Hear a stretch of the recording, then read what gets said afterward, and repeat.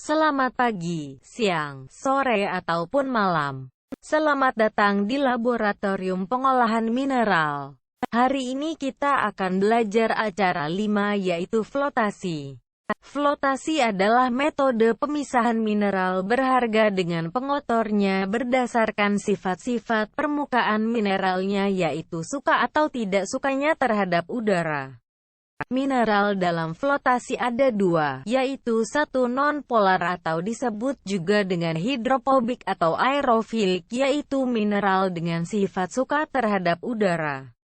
Yang kedua adalah polar atau disebut juga dengan aerofobik atau hidrofilik, yaitu mineral yang tidak suka terhadap udara. Prinsip dalam flotasi ada tiga yaitu 1. Mineral harus menempel pada gelembung. 2. Gelembung udara stabil. 3. Adanya sifat float dancing. Selanjutnya faktor yang mempengaruhi. 1. Ukuran partikelnya. Semakin kecil akan semakin baik, akan tetapi jangan terlalu kecil.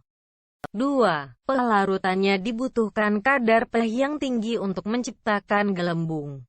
3. Kecepatan putar agitator harus stabil. Selanjutnya parameter yang dicari. 1. Derajat kemagnetan. Rumusnya berat V dibagi berat konsentrat.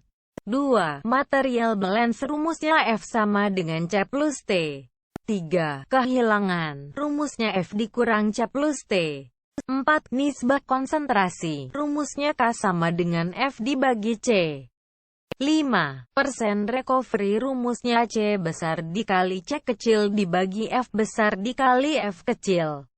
Syarat terjadinya flotasi diantaranya 1. Adanya gelembung udara dalam cairan. 2. Ukuran partikel harus halus. 3% solid yang baik untuk Tiror 35% hingga 45%, untuk Gaudi 15% hingga 30%. 4. Sudut kontak 60 hingga 90 derajat. 5. pH kritis. Macam-macam reagen adalah 1. Kolektor adalah reagen yang berguna untuk memunculkan sifat suka terhadap udara. 2. Modifier adalah reagen yang berguna untuk mengintensifkan kerja dari kolektor. 3. Frother adalah reagen yang berguna untuk menstabilkan gelembung udara dari agitator hingga permukaan air. Untuk peralatan yang digunakan adalah alat flotasi, neraca Ohaus, sendok, oven, magnet, cawan, stopwatch, dan penjepit. Untuk perlengkapannya ada pasir besi, air, reagen modifier, reagen kolektor, reagen frother, dan kertas. Langkah kerjanya adalah 1. Timbang pasir besi 100 gram. 2. Sebarkan pasir besi di atas kertas lalu tarik mineral menggunakan magnet. 3. Timbang pasir besi yang ditarik oleh magnet. 4. Isi sel flotasi dengan air, masukkan pasir besi, lalu nyalakan mesin flotasi. 5. Pada kondisionin 1, setelah 1 menit, masukkan reagen modifier sebanyak 3 tetes. 6. Pada kondisioning 2, setelah 1 menit memasukkan reagen modifier, masukkan reagen kolektor sebanyak 1/4 tetes.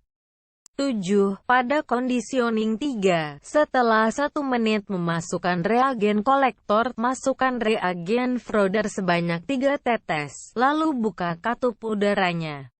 8. Tunggu 3 menit, matikan alatnya, lalu ambil mineral yang berada di atasnya. 9. Oven mineral yang ada di atas dan di bawah dengan wadah terpisah hingga kering.